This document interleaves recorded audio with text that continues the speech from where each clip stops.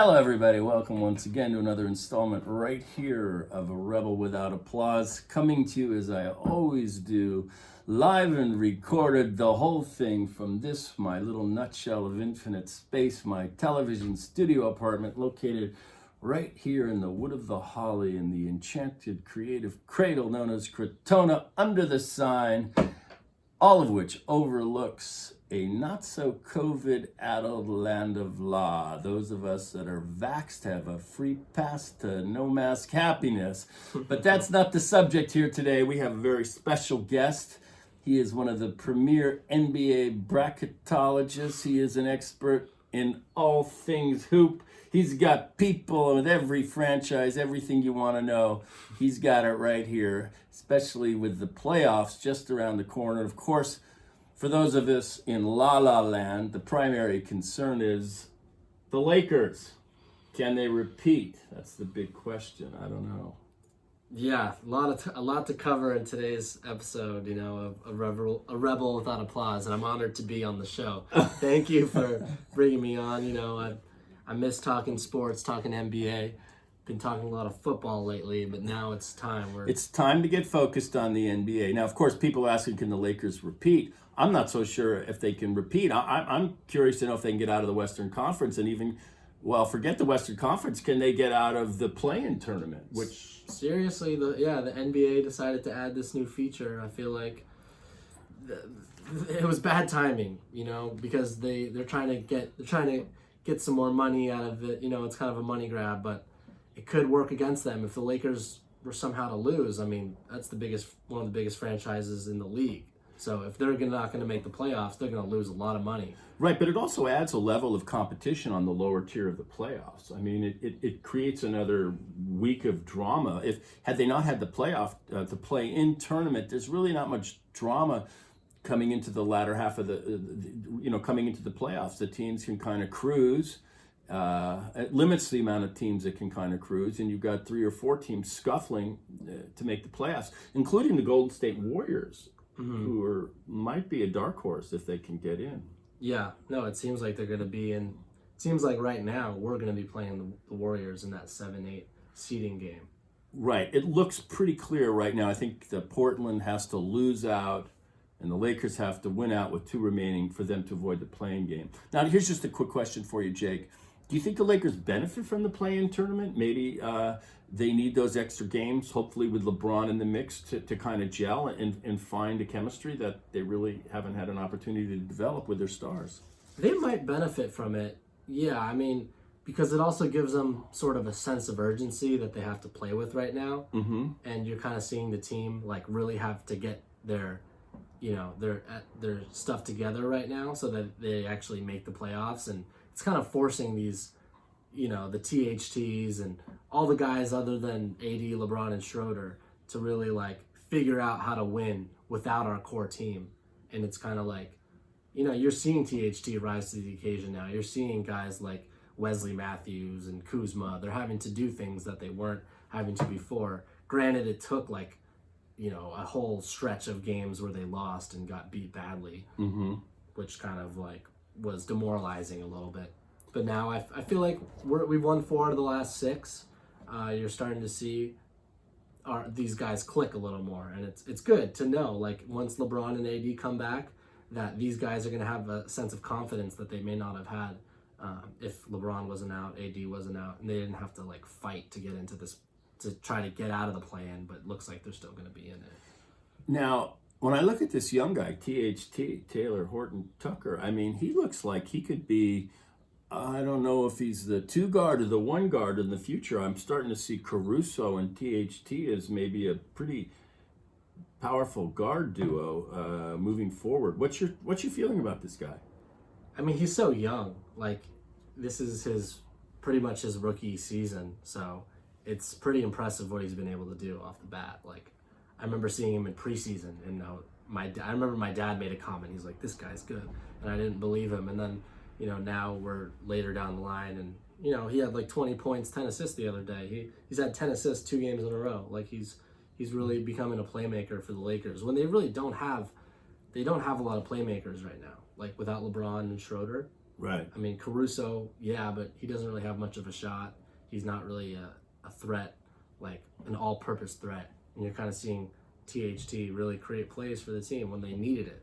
They really needed it right now. So Yeah, I look at him. I see little, I don't know, maybe a little bit of Kobe in there. A young, very confident guy who's willing to miss shots and make shots and take over the game. That kind of confidence, that kind of feeling like, give me the goddamn ball. You can't coach that. People have it or they don't, and he seems to have it. yeah, he's got balls. He's got balls. He made a big shot in overtime the other day too. Yeah, against the Knicks. Yeah, against the Knicks. Yeah, here's a question for you. Is Kuzma finally becoming the third piece of the big three? I can't say he's becoming the third piece of the big three because I would still have to give that to Schroeder. And I still think what THT is doing is a little more impressive. But I will say we were coming into this with some like grades. Mm-hmm. You brought up the subject of grades. Yeah. And I was giving Kuzma a high grade because he might not be transforming into this elite player that everyone thought he could become, like an elite scorer, like an all-star. But he's really doing the things that he wasn't doing before. Like before he was kind of this guy with a lot of potential, but he showed some laziness in like running the floor and playing defense and doing the scrappy things. But now I really feel like he's turned into like a really solid role player. Like he's going after boards, he's making cuts to the basket, he's playing hard D. He has a certain grit that he didn't have before. Mm-hmm. So that's what I'm really liking from Kuzma now is like, yeah, he may not be like the third biggest player on our team or this solidified scorer, but he's turned into like a really good role player. And a good basketball player, an all-around guy. exactly. So you don't miss Brandon Ingram as much now when you look at Kuzma. Yeah, exactly. Or Julius Randle. Him I kind of miss. Yeah, he's a beast. He's just spectacular.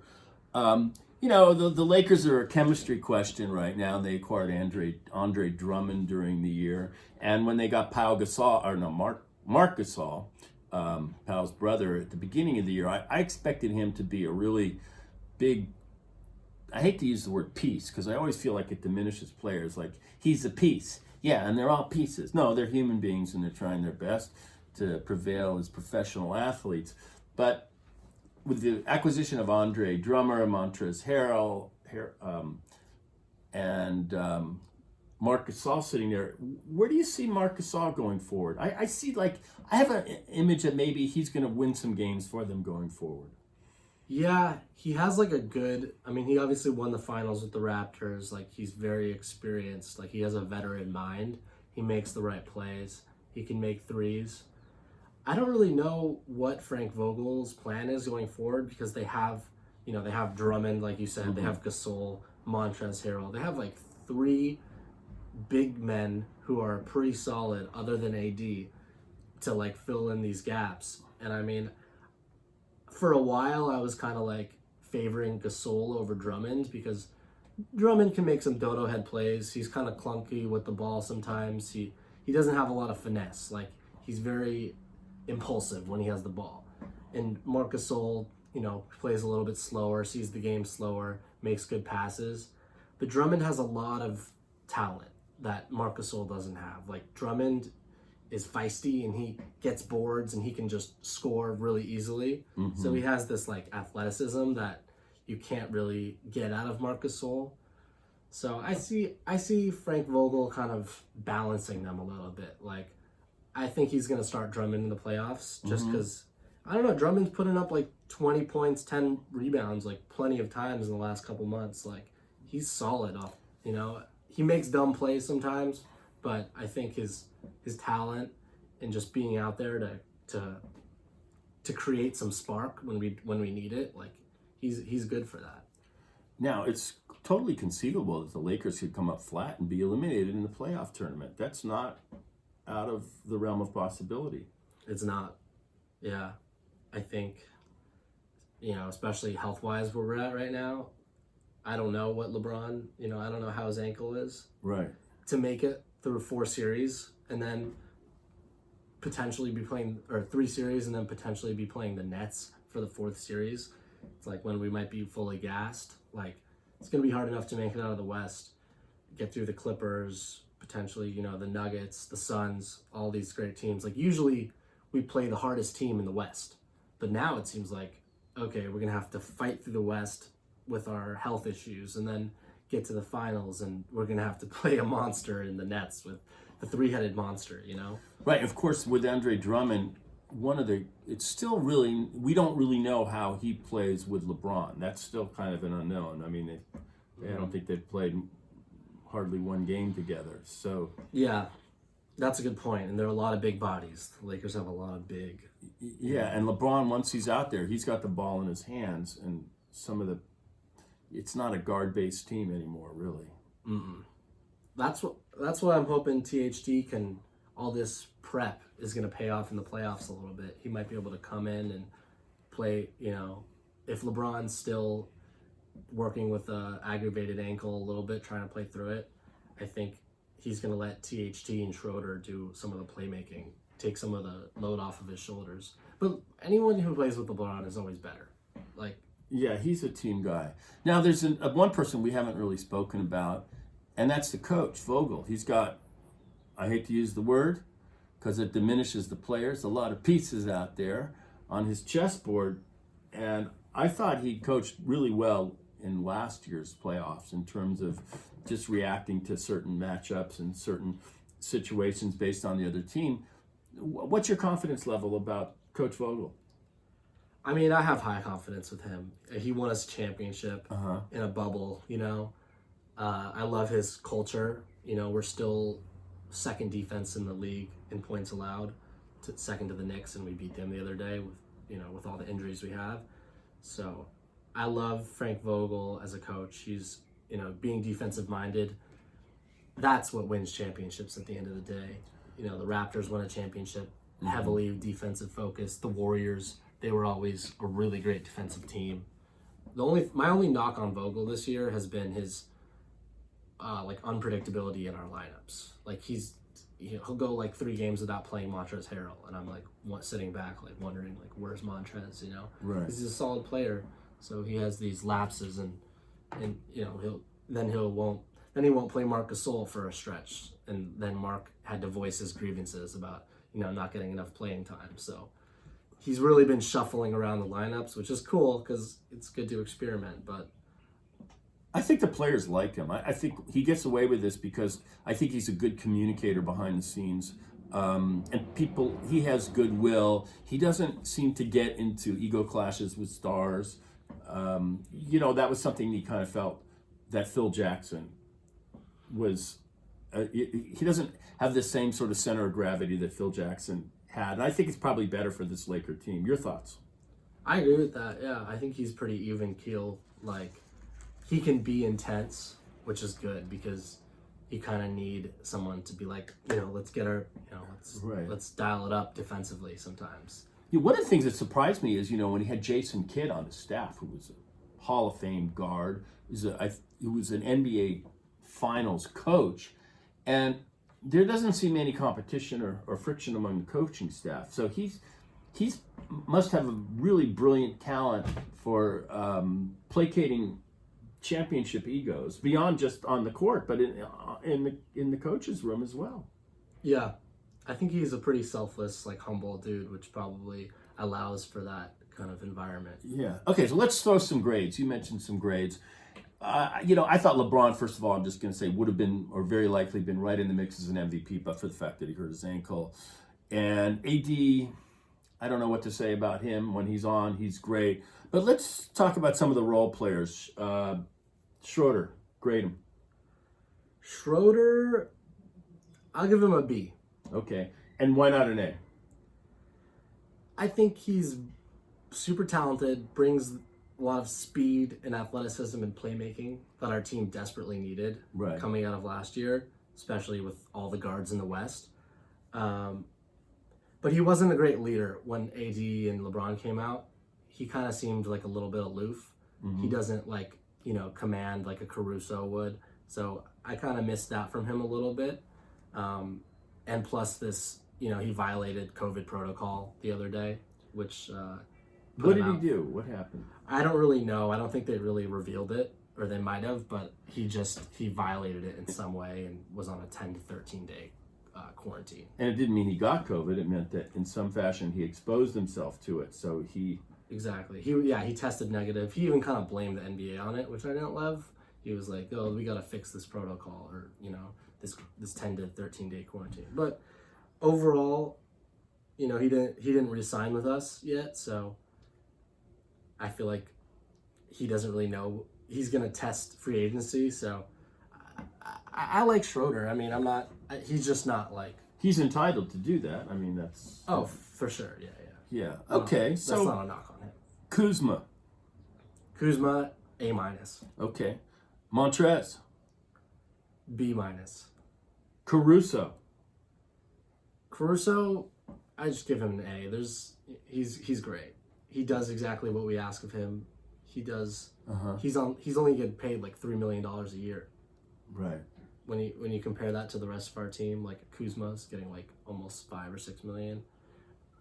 Caruso an A because I think he's a steady 3-point shot away from being an elite NBA player. Caruso. Yeah. Yeah, if he had a good shot, it would really help us. Right. It's a little bit. It's not there. I think it generally takes these guys a couple of years to get that 3-point shot. And then Gasol. Grade him. It's hard to grade him because he didn't play that much this year. Mm-hmm. I would say he's a B- just because when he did play, he didn't do a lot for our team.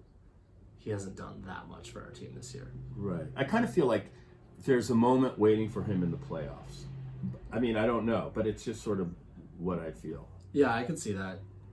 He's so smart that he's gonna affect our team positively in some way in the playoffs. Okay, quick evaluation on the play-in tournament. Do you think that the Lakers are better off getting those extra games, hopefully to kind of solidify some chemistry? Of course, you got the risk of injury and fatigue built into those 2 games.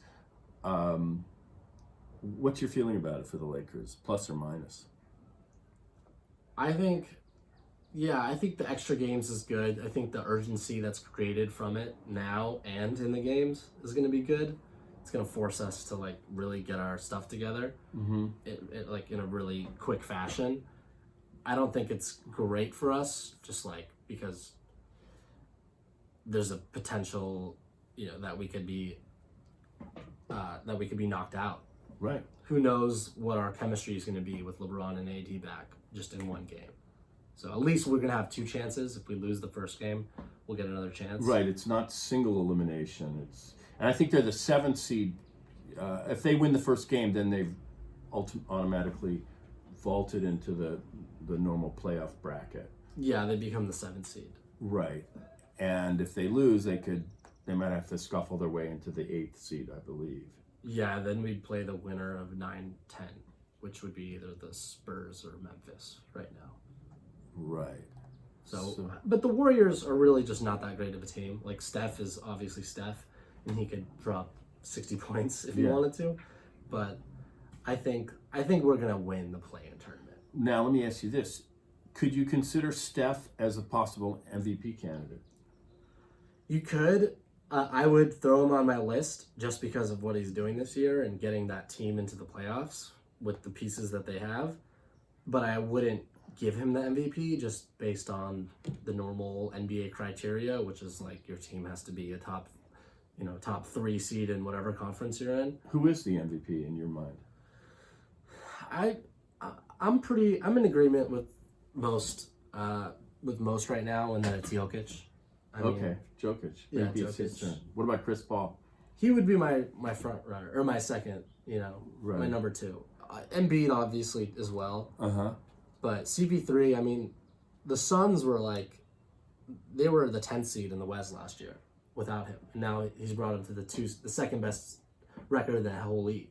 Right. Okay, Utah and Phoenix, they're sitting atop the standings. You look at that and you go, is that real? Are they really the top in the elite? Do they scare you? Are they for real? Utah and the Suns? Yeah. I'm not really afraid of them, to be honest. Like, Utah's got great chemistry. Like, Uh-huh. if the Lakers weren't in contention, I would say, yeah, they have a good shot at making the finals. Right. But I don't know. You saw the Lakers. Oh, sorry. You saw the Lakers beat the Suns the other day without LeBron, without Schroeder. Right. You know, and the Suns had CP3 and Devin Booker. So I think the Lakers. You know, when you have LeBron, I mean, people have him as the best player of all time for a reason. Right. He can change any team. And he knows how to win. I mean, he's for all his ability, he always finds a way to prevail and to win, especially at least to get out of his conference. Now, of course, the big question that's out there for LA Hoopmeisters is this the year that the Clippers and the Lakers finally converge in the playoffs? Last year, was supposed to happen, but it didn't. It could very well happen in the Lakers' first round. Oh, with the Clippers? Yeah. Yeah, that would be... honestly, I want to see that because it was so hyped up last year. Oh, Western Conference Championship, Right. Lakers, Clippers. I want to see it actually happen. You know, I want to take down the Clippers. But I don't think it can happen in the finals. It depends how the brackets work because Oh, yeah. Well, if the Lakers are the 8th or the 7th, they would play the Suns in the first round, and then I think the Clippers are so it could be a third second round. seed. Yeah, it could be a second round type of thing. So what's your, just quickly, as you look at the Clippers with their history and they can't get out of the second round. Does that mean anything to you, or could they get out of the West? God, it's hard to tell, but personally, I think that their curse is a real thing. Okay. Now, the Red Sox were cursed for 100 years for trading Babe Ruth, which was, that you deserve a 100-year curse when you trade Babe Ruth. But I don't know what the Clippers did to deserve their curse. I'm not sure. Maybe you can tell me. They should have just not been in a Laker town. I mean, yeah, the city is big enough to have 2 NBA teams, but you're going up against the most winningest franchise in the history of the league. So you're always going to be compared. There's so many teams that haven't done anything in the league, but they're not compared constantly to their big brother who's, Right. has all the greatest players and the most championships, tied most championships. So I think they're always just in the shadow of the Lakers, which just doesn't help. So anytime they lose, it's like, oh, they're cursed. They should have gone down to San Diego like they were. Well, they actually were originally. Well, the Clippers, I think they started in Buffalo. They moved to San Diego before they came to Los Angeles. They could have been like the Padres, just sniping at the Lakers' heels from San Diego. I just don't think they play enough good defense to win the championship. Forget the curse. They're a really great offensive team, and I think Rondo is really going to help them in the playoffs. Mm-hmm. And honestly, them and the Blazers are who I'm most afraid of. The Blazers. Mm-hmm. If the Lakers, if LeBron's still kind of aggravated and he's not 100%, which doesn't sound like he's going to be 100%, I'm afraid of the Blazers and the Clippers. Now, is there a possibility that 95% of LeBron James is actually more detrimental because he'd be trying to do too much, assuming more responsibility that he can actually handle? Are there some risks out there for that?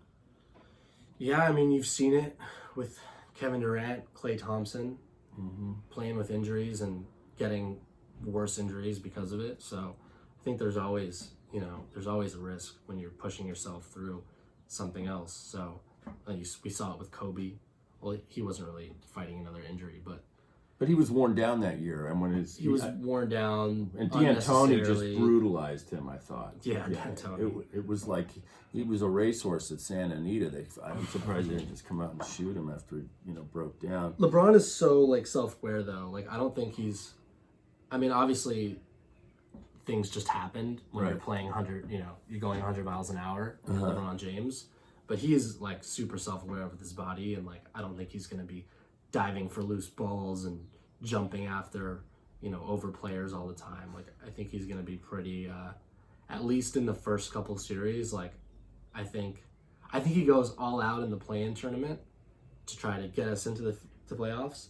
But then when the 7-game series start, I think you kind of see him just kind of like he did last playoffs, he didn't go full throttle in the first game of every series. Like, we lost the first game of the first couple series, yeah. Right. So I would expect the same thing, just for him to kind of gradually ease in.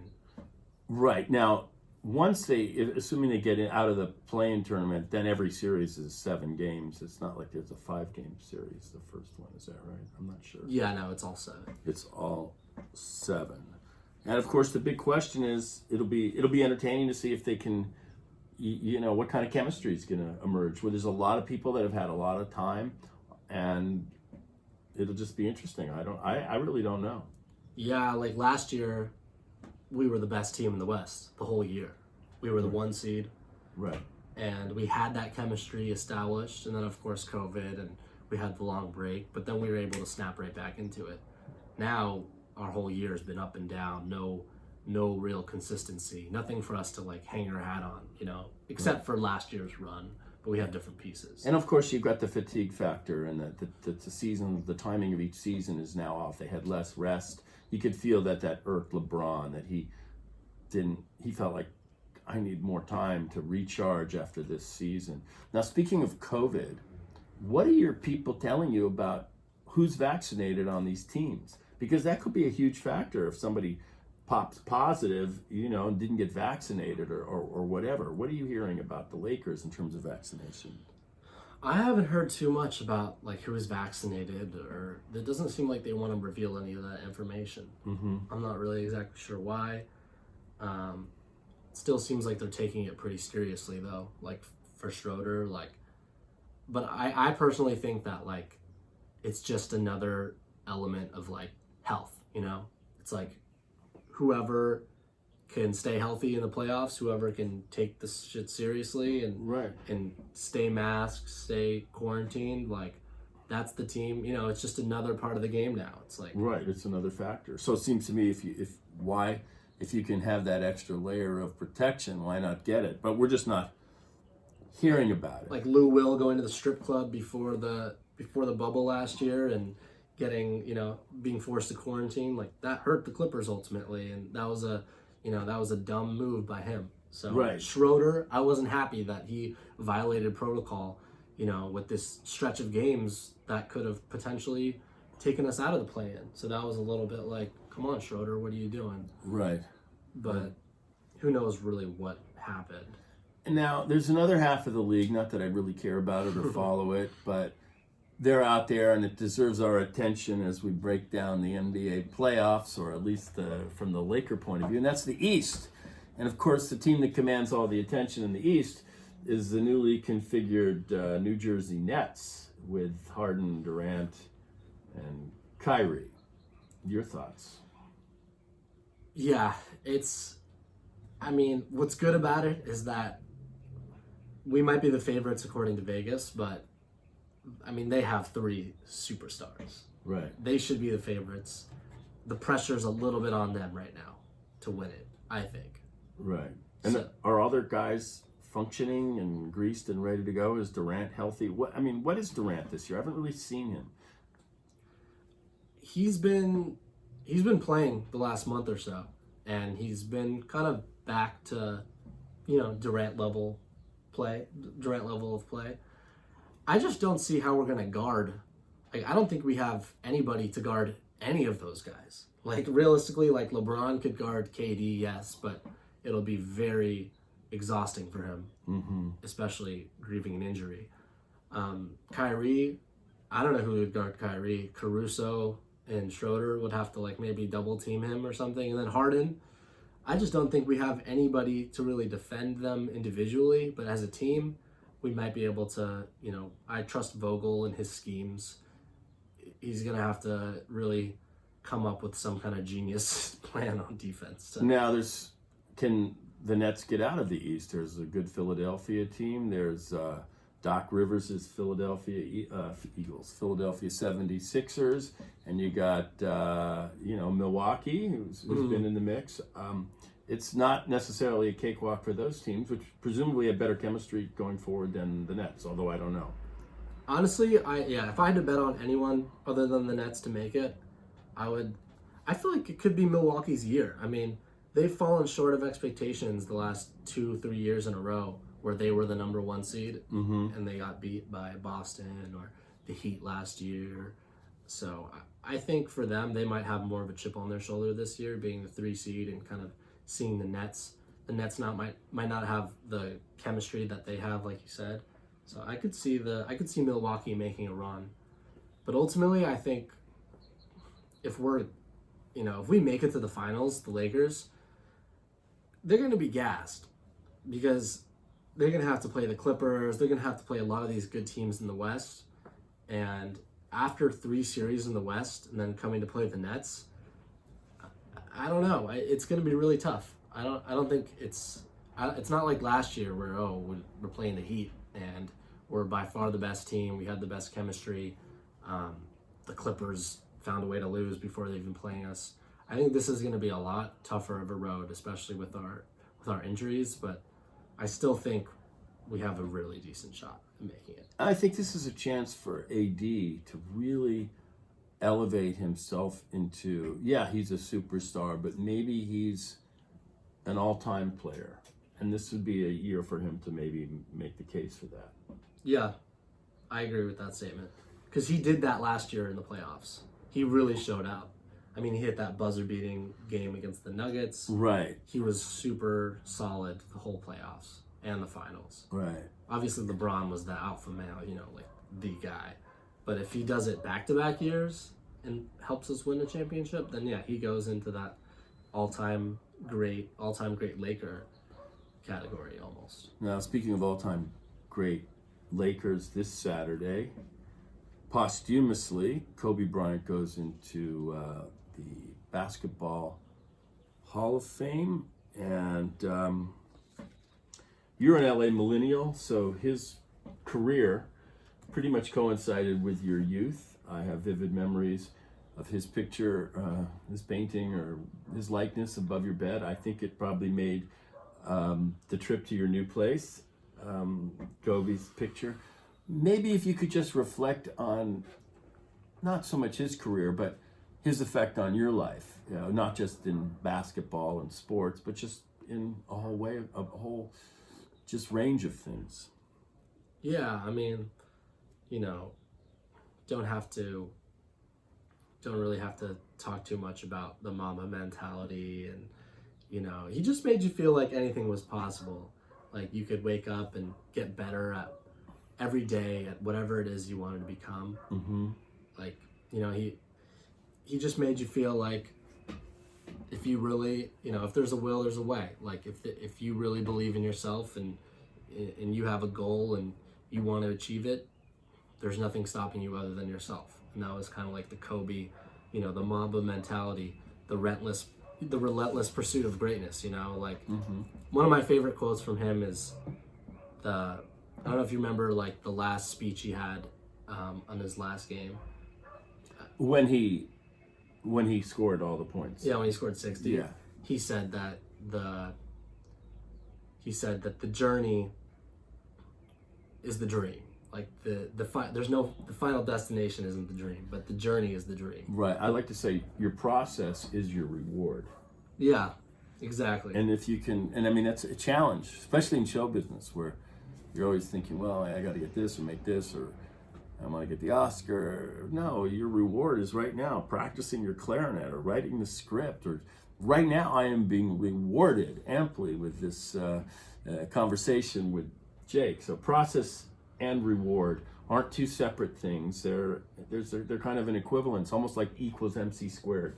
Energy and matter, they're two things that are actually a reflection of a certain kind of sameness. Process, reward. So that's your takeaway. Yeah, that quote has stuck with me forever. It's like, when you get up and you don't want to do the shit that will ultimately help you, that moment is like that, that's the dream, or that's the process, like you said. Now, for those of you that don't only know Jake from his sports acumen, he's also a brilliant composer and musician. He has more than competency across a whole series of instruments, including engineering, which I could use some help with.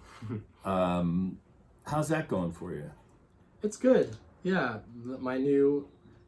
doing my new show on the radio was kind of like given me more time to focus on the craft of writing and producing songs. And yeah, I'm just trying to like just create as much as I possibly can, like try to have as much creative output as possible, and then and just look at that and decide from there. It's like it's easy to get hung up on like not being inspired or like that all that kind of stuff, all the excuses that come with the creative process. Right. But once you just get in the lab and just put some stuff together, you can look back at it and say, oh, you know what, maybe I wasn't feeling creative that day, but what I actually made is quality. There's something in there that I can go back to and refine. So it's just fun, like trying to figure out how to do it. It's and I mean, it's a discipline of showing up for yourself every day. Like your discipline is no less than somebody who sells insurance. They actually have to show up and be at work every day. I think that for creative people, sometimes they fall short of that standard, and it's important if you really are committed to that journey, if you know what I mean. Yeah. Right. So Kobe, your life. Oh, and where can people find you? You're on the air. You're a radio personality. I hear you're hiding out in Bakersfield on the radio. Tell us about that a little bit.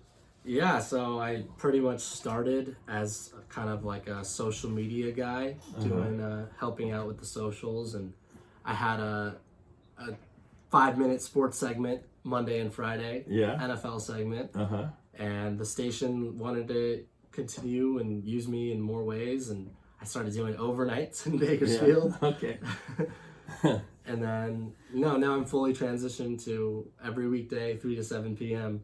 classic hits Q92.1. Well, you know what they say, what's the song? If you can make it in Bakersfield, you can make it anywhere. Or was that New York? I don't know. It was one of those songs. Bakersfield, or They're New York. Interchangeable. They're interchangeable. Yeah, I mean, a lot of people from New York actually go to Bakersfield. Actually, Bakersfield, sports-wise, is famous for Frank Gifford, who's an NFL football player and the voice of Monday Night Football, hailed from Bakersfield by way of USC. All right, well, I think we've had a pretty in-depth sort of look at the Lakers and their chances. I mean, I'm going to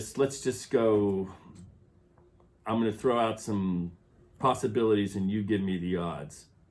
Out of the play-in tournament, what are the odds? Into the playoffs? Yeah, that prevail out of the play-in tournament. I'd say percentage-wise, or I'd say 95% chance. Okay, out of the first round. Playing the Suns, 80%. Okay, maybe the second. What's it? The first round, second round, and then the conference final. Wait, is that it? 1, 2, 3. It's 4 series for getting the playoff tournament, right? Okay, so Western Conference Finals, getting there. The Lakers are gonna win the championship. Okay. They're gonna repeat. So you're all in. I'm all in. All in. I might be one of those delusional Laker fans. I probably am, but I think they're gonna. So the pieces are gonna fall into place, and they're gonna find their chemistry, and their talent will prevail. I thought we got a hint of that when they played Phoenix the other day. It was like, well, they're just better. Yeah, I mean, we didn't have our top 3, LeBron, AD, and Schroeder, and we Right. still beat them. Okay, and one last final thought. Skipping away from the NBA, which I think you've covered brilliantly. I'm a Cal graduate. I went to Berkeley, so I definitely had a little bit of a sore spot when the Rams unloaded Jared Goff. And maybe I was a little naive and was looking at him through rose-colored glasses, but the guy got the Rams to the Super Bowl. That's not a common accomplishment in the NFL. I don't care who you are. He won a bunch of playoff games and division championships. He showed some weaknesses, and he was on his own growth journey. I am one of those few that was not in favor of that, and maybe I'm prejudiced, the trade out for Matthew Stafford. Your thoughts? I think Jared Goff. I think if they had a better quarterback, they would have won that Super Bowl. Like, I like Goff. Mm-hmm. Like, he's a beautiful passer. Like a beautiful passer of the football. But I just think, like, mentally, when you get to the Super Bowl, I mean, granted he played the Patriots and Bill Belichick, but I don't think he got into a place where Sean McVay was happy with. So I'm fine with the move, honestly. I think Matt Stafford is more experienced. They're kind of similar, but there goes the neighbors. When you have these high-end television studio apartments and the trash people come, you get some competition for the audio. We'll keep it going. Anyway, what you were week saying. 3 though, Lions come to LA. Yeah, that'll be a great game. With some chips on some shoulders, to be sure. For sure. Yeah. Big chips. I think what this does is it puts the responsibility now for the Rams on McVay. Like, okay, you got the guy you wanted. You were a little frustrated with Goff. You didn't maybe get to use all the tools in your paint, all the paintbrushes in your little quiver because he had some limitations in your mind. Well, now you've got the guy you've lusted for, so now it's on you, coach. Yeah, I mean, I can't say Matt Stafford is his dream quarterback or anything, but I think maybe it fills a hole that Jared Goff wasn't filling. Right, and also, I'll just as one little rebuttal to what you said, Aaron Rodgers also lost to Brady this year. That's true. Without Belichick, so. And he's upset about it. Clearly, he wants out. Yeah. Or he might be staying now, but yeah, I think Brady just kind of like makes a lot of people unhappy because no one can beat him. Yeah, he just wins. It's not like he's statistically overwhelming or even aesthetically overwhelming. He just wins. And that's the metric in sports. It's W's and L's. Everything else is window dressing, in my opinion. And I consider this show with Jake and his unk a big W. By that I mean a win. Any final comments or anything you want to add about the Lakers or the Rams or life and Kobe? This is my last question. Kobe's passing last year, I don't even call it a passing, it was a crash, came right on the heels of the COVID catastrophe. It was just like bam and then bam. And in a way, we didn't really maybe fully get to process what that meant with Kobe because of what came after. Have you been able to?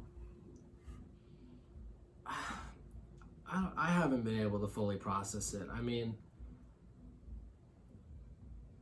it was just so sudden and shocking, and I feel like the NBA hasn't covered it enough as one of their topics. Like, I would have loved to see more more commemorations to him in the finals broadcasts. There wasn't enough just like talking about him, and kind of I'm sure there will be this year, hopefully, but hasn't fully hit me. I don't think it ever will, just because it was, Kobe's kind of like invincible in all Lakers fans' minds. So to see him go was like, it didn't make any sense. No, it didn't. And then the timing of it, because just within really weeks of what happened, our whole society was shut down, and we dealt with the level of mortality that was way beyond the scale of one terrible, unfortunate accident. I frankly would have liked to have had Kobe here for COVID. I think he would have been a big help, his absence. But be that as it may, the fates intervened. And I want to thank you, Jake, for hanging with me here. We got to do this again as we approach other sports moments that require your analysis and in-depth observations. I so appreciate you being here, brother. Thanks so much. You are the best. Keep it going. And I want to thank those of you out there on YouTube land or in Apple Podcasts for hanging with me. Till next time, namaste, shalom, and aloha. By that, I mean, namashaloha. Thanks for having me on, Bill. You got it, bro. Boom. Okay.